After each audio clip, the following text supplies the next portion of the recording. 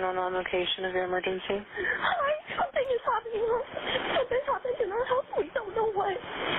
What is the address of the emergency? 1122. A quiet Sunday morning, a peaceful college town. November 13th, 2022. Moscow, Idaho. Inside a modest off-campus home, 4 University of Idaho students were brutally stabbed to death in the middle of the night. A community shattered. A nation demanding answers. And at the center of it all, a criminology PhD student accused of the unthinkable. This is the Idaho College Murders.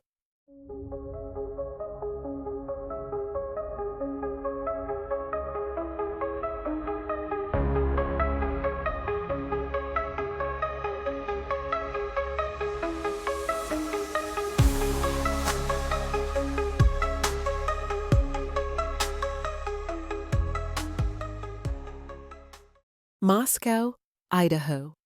A quiet college town surrounded by rolling hills and endless farmland. Best known for its university and its close-knit community. A place where crime was rare, where students walked freely at night, and where families believed their children were safe. But on November 13th, 2022, that sense of safety was shattered forever. Inside a small 3-story rental home just steps away from campus, 4 young lives were taken in a gruesome late-night attack. The violence was so shocking, so unimaginable, that the case would dominate headlines across the globe. And the suspect? A criminology PhD student. Someone who had spent years studying the minds of killers and now stood accused of becoming one himself.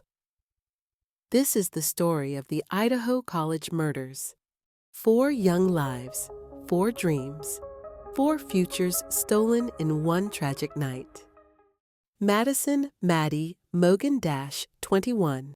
Maddie was a senior majoring in marketing. Born and raised in Idaho, she was vibrant, funny, and endlessly creative, the kind of person who could light up any room just by walking in. Maddie and her best friend Kaylee were more than inseparable. They were like sisters. Their friendship stretched back to childhood, and they shared every milestone, every laugh, every secret. Kaylee Goncalves, 21. Kaylee was also a senior in general studies, just weeks away from graduation.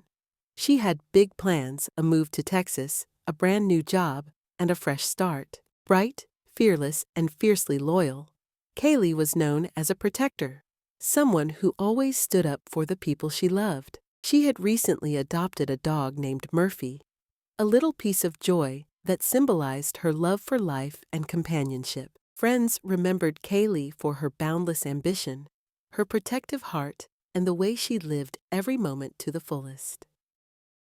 Zana Kernodle. 20th of Zana was a marketing student who seemed to carry endless energy and positivity everywhere she went. Outgoing and athletic, she worked part-time at a local restaurant while balancing school, a symbol of resilience and independence. Friends described Zana as always smiling, always ready to lend a hand to anyone in need. She loved dancing, being surrounded by people, and her playful sense of humor made her unforgettable to everyone who knew her. Zana was in a loving relationship with Ethan together. They were a source of joy for everyone around them. Ethan Chapin, 20. Ethan was Zana's boyfriend, a freshman studying recreation, sport, and tourism management. A triplet, he came from a close, loving family with a twin brother and sister who also attended the University of Idaho. Ethan was fun-loving, easygoing, and full of life. He had a passion for the outdoors, loved sports, and was always the first to offer a helping hand.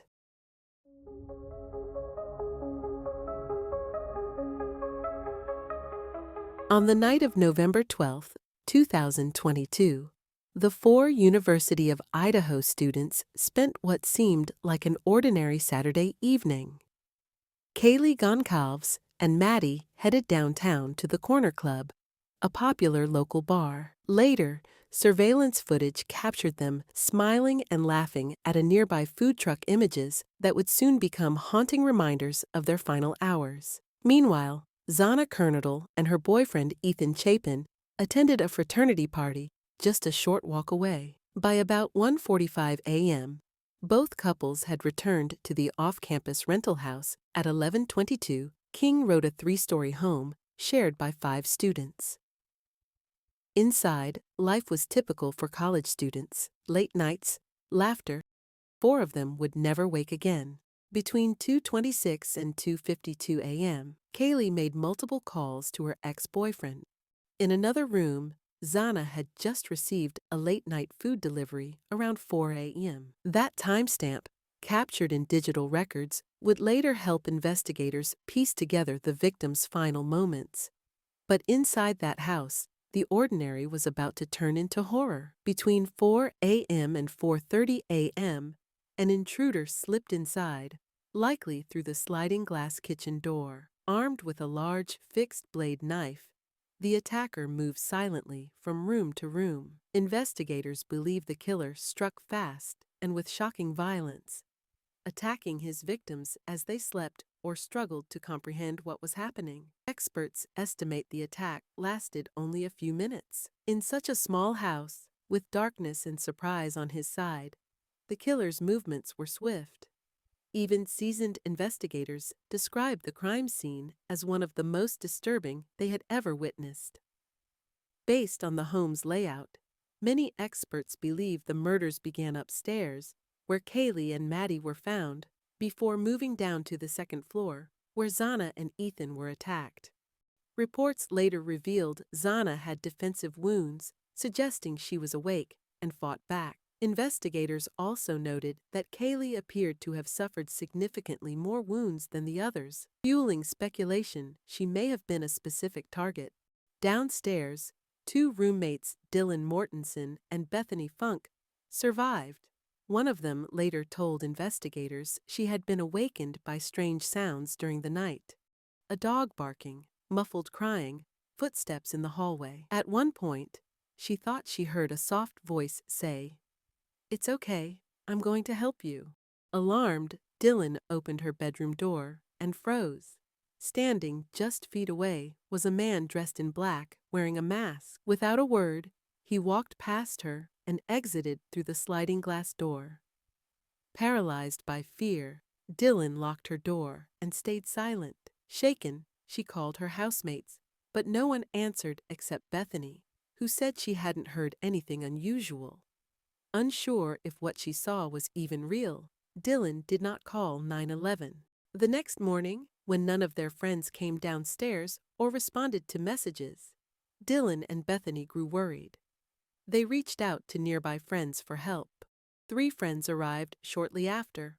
One of them, Hunter, entered the house first. When he reached Zana's room, he found Zana and Ethan both motionless, both covered in blood. In shock, Hunter told everyone to wait outside, and someone finally dialed 911 just before noon. At that moment, everyone believed only Zana and Ethan had been harmed, but when police arrived and searched the rest of the house, they made another devastating discovery. Upstairs, Kaylee and Maddie had also been murdered. What began as a confusing and terrifying morning quickly turned into one of the most shocking and disturbing crime scenes in recent history. Investigators have repeatedly stated that neither the surviving roommates nor the friends who entered the home are considered suspects. Still, one haunting question lingers. If help had arrived sooner, could one or more lives, perhaps Zana's, have been saved?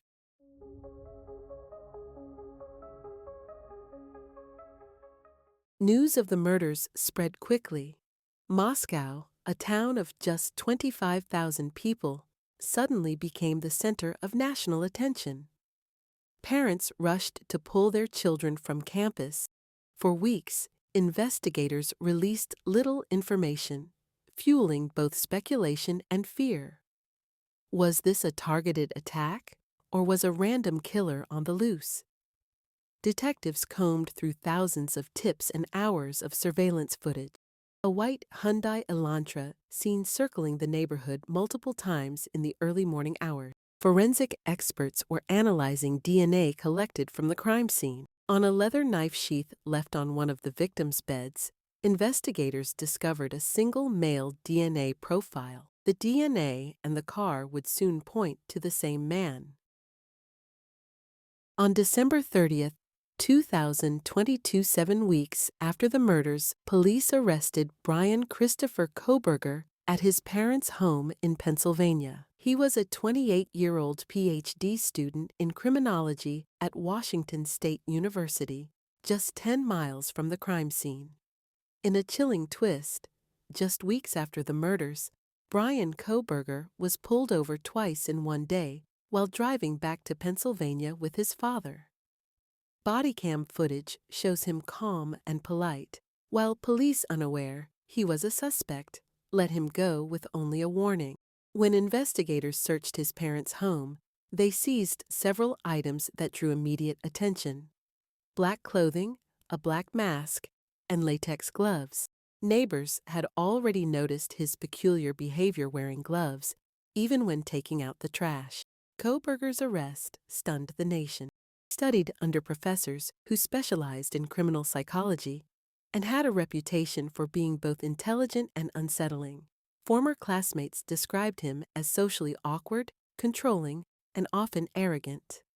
Some recalled that he seemed obsessed with crime and serial killers. On Reddit, he had even posted surveys asking convicted criminals to describe their emotions before, during, and after committing crimes. What once appeared to be academic research was perhaps an attempt to learn how to carry out the perfect crime. Investigators say Kohberger's white Hyundai Elantra matched the vehicle seen near the crime scene. His phone records placed him near the victim's home multiple times before the murders, suggesting he may have been stalking them. Most damning of all, his DNA matched the sample found on the knife sheath. The murders devastated the quiet town of Moscow, Idaho. Vigils were held across campus. Thousands of candles lit the night sky, each flame a tribute to Kaylee, Madison, Zana, and Ethan. Photos of the victims were surrounded by flowers, handwritten notes, and silent tears. Professors, classmates, and family members spoke of their laughter, their dreams, and the futures stolen from them. Students admitted they no longer felt comfortable walking alone at night. Reporters broadcast live from front yards. For months, the small college town became the center of a national media storm. The King Road home, once a place of friendship and routine, was now a symbol of unimaginable horror. In late 2023, the University of Idaho made a difficult decision. They demolished the house, calling it a necessary step toward healing. But even as the structure disappeared, the memories remained. Because for the people of Moscow, some scars are invisible and some places are never the same again.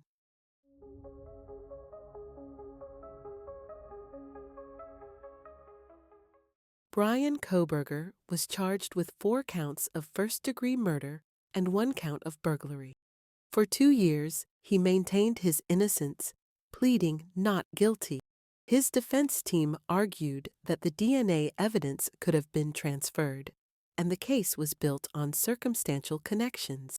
But prosecutors painted a chilling picture.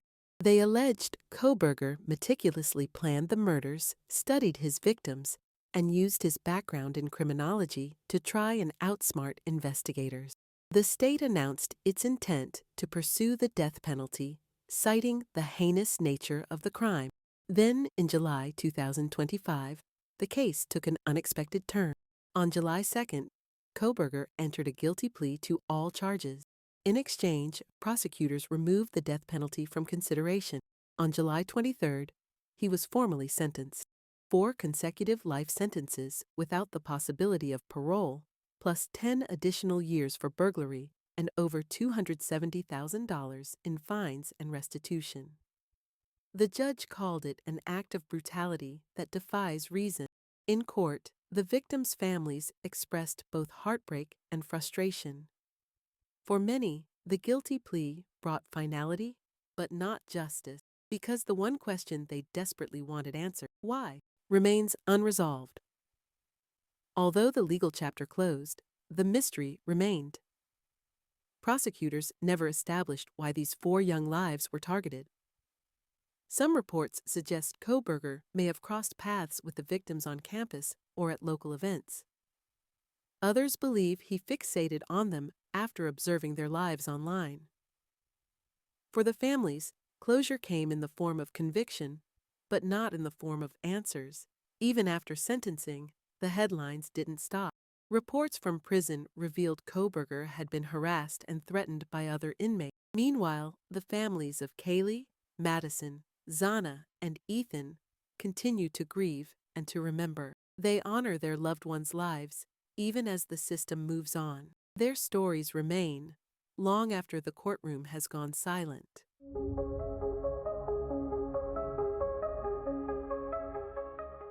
Four lives stolen in the dark of night, and a suspect whose story proved just as chilling as the crime itself. What truly happened inside that house may never be fully known, but one truth remains. The Idaho College Murders carved a scar into the heart of a community, and the memory of Kaylee, Madison, Zana, and Ethan will never fade. Thank you for watching CrimeXChronicles. If you want to follow more true crime stories with us, don't forget to like this video, subscribe, and join us as we continue to uncover the darkest stories. Hi, my name is Anna Kernodal. I'm a marketing major. Hey, my name is Ethan Shaper. No, it's like in cities, street lights. Yes, lights.